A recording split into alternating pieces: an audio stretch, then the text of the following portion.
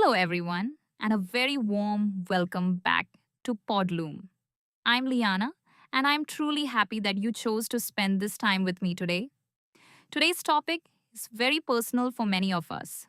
We are talking about overthinking. Have you ever stayed awake at 2 a.m. replaying a conversation you had years ago?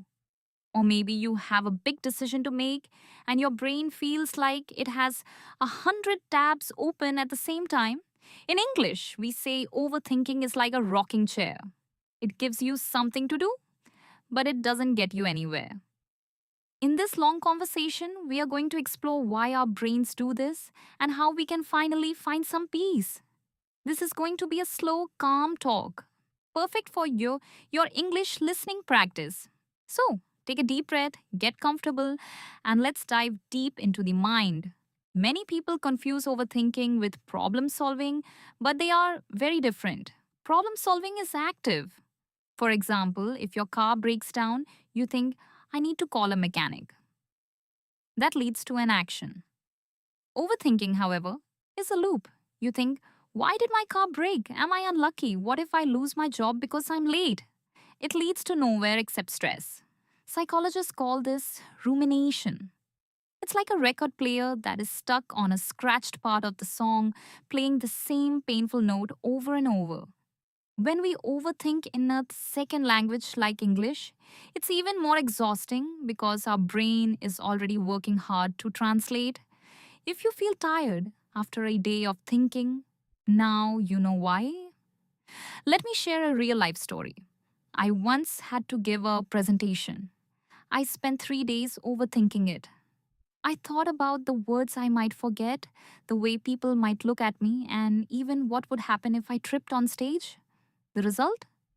I was so tired from overthinking that I actually made more mistakes during the speech. This is a common trap.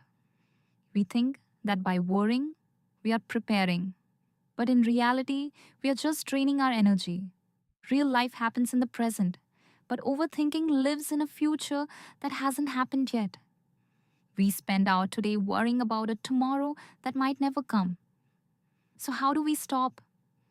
The first easy solution is the 5-second rule. The moment you realize you are stuck in a mental loop, count backward. 5, 4, 3, 2, 1. This simple countdown acts as a circuit breaker. It stops the emotional part of your brain and forces the logical part to wake up.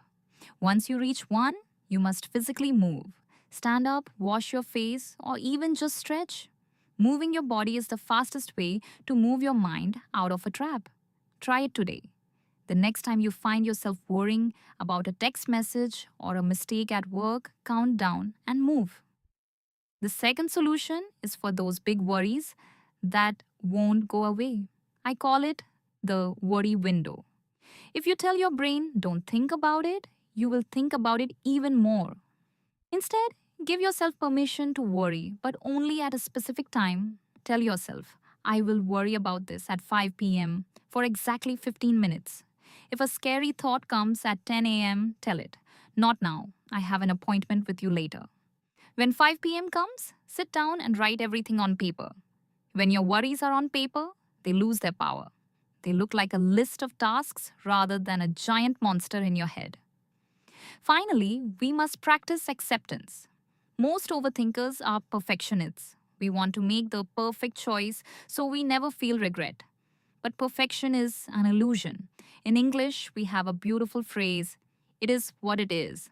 It means accepting the situation as it is right now without trying to fight the past. You cannot change what you said yesterday, and you cannot control what happens next month. All you have is this moment, this breath, and this conversation. When you accept that you are human and that it's okay to make mistakes, the heavy weight of overthinking starts to lift. Thank you for staying with me through this long talk. I hope these 20 minutes have given your mind some peace and your English skills a good workout. Before we go, here is the Liyana challenge.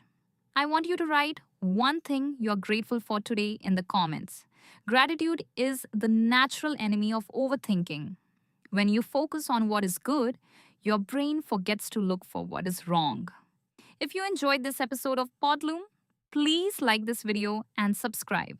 I'm Liana, and I'll see you in the next episode. Until then, be kind to your mind. Goodbye.